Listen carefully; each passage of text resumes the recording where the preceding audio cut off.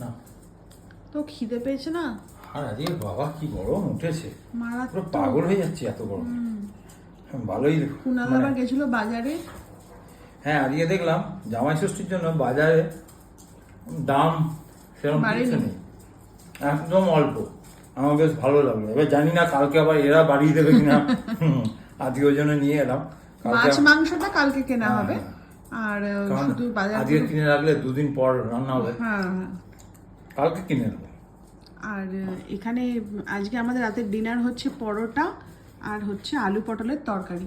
আর একটা কথা জেনে রাখো, হ্যাঁ একটু ধৈর্য ধরলে জিনিস ভালোই পাওয়া যায়। খিদে পেয়েছিল, আমি বাজার গেছি, এখানে ছোলা ভেজা নয়, ছোলাটা খা, ছোলা খাবে না।